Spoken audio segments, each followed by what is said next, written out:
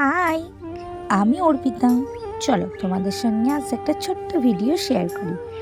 তো আজকে বিকালবেলা রেডি সেডি হয়ে দিদুন বাড়ি যাওয়ার জন্য রেডি হয়ে গেছি, আর টোটোতে উঠে পড়েছি। তো এরা দিদুন বাড়ি যাওয়ার জন্য কত আনন্দ দেখো। দিদুন বাড়িটা কিন্তু আমার দিদুন বাড়ি আমি যাচ্ছি।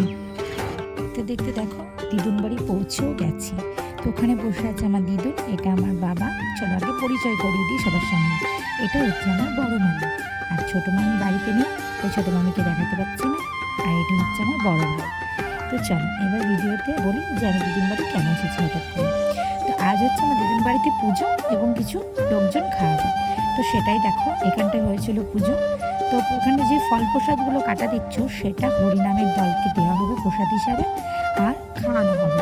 তো সেই জোগাড়গুলোই আমি এখানটায় নিতে এসেছি, তুলসতলায় নিয়ে যাবো বলে। তো এখানটায় হরিনাম বলতে আমার দিদির বাড়িতে কী হয় জানো, জ্যৈষ্ঠ মাসে তো দিদির বাড়িতে হরিনাম হয় 4 দিন ধরে, 24 প্রহর বলে সেটাকে। তো বৈশাখ মাসে পত হরিনাম বলে প্রত্যেক দিন সন্ধ্যাবেলায় হরিনাম বের হয়। তো সেটা দেখতে খুব ভালোই লাগে। তো এখানটায় দেখো প্রসাদগুলো সব ঠাকুর মন্দিরের সামনে নামিয়ে নিলাম, যেহেতু হরিনামের দল দেবার আসবে। তারপর এখানটায় দেখো সবার সামনে একটু গল্প করে নিলাম। আর এই যে দিদুনটাকে দেখছো, এটা আমার দিদুন। তো আর আমার বড় ভাইকে দেখো, যখন আমি ক্যামেরাটা ওর দিকে নিয়ে যাব তখনই আমার বড় ভাই বড্ড লজ্জা পায়। এটা হচ্ছে মিষ্টু, আমার আরেকটা মামি মেয়ে। তো দেখো চলে এসেছি রাস্তায়, যেহেতু হরিনামের দলটা আসছে। তো দেখো হরিনামের দলটা সব আসছে, আর প্রত্যেকটা বাড়ির দরজায় সবাই দাঁড়িয়ে আছে জল দিয়ে দেওয়ার জন্য পারে।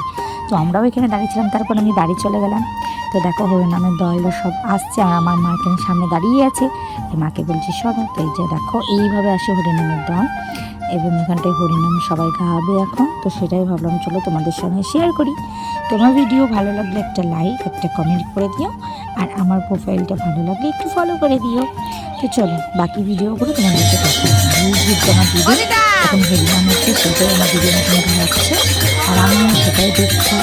তোমরা সব কমেন্ট একটু বলে দিও। হরে কৃষ্ণ। তো এখন পুজো হচ্ছে। তারপর আমার ভাই দেখো, যেই আমি ক্যামেরাটা দিয়েছি সবসময় আবার পিছনে লুকিয়ে পড়েছে। ওর তো কাজ নেই, প্রচণ্ড লজ্জা পায় ভিডিও করলেই ও পিছনে গিয়ে লুকিয়ে পড়ছে, কারণ ও ভিডিওতে কিছুতেই আসবে না। এবার চলো প্রসাদে কী কী হয়েছে তোমাদেরকে দেখায়।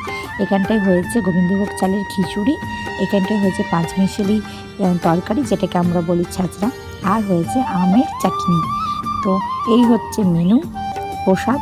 তো চলো সেটাই এখন সবাইকে দেওয়া হবে, তাই বালতিতে তোলা হচ্ছে।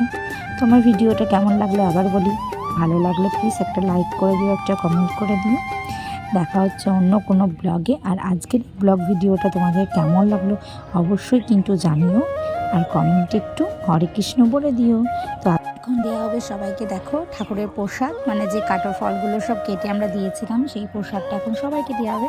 তারপর দেখো ছাদের উপরে সবাই খেতে বসেছে এখানটায় দেখো সব লোকজন খাওয়া দাওয়া করছে, ঠাকুরের প্রসাদ এখানটায় খাওয়া দাওয়া হচ্ছে।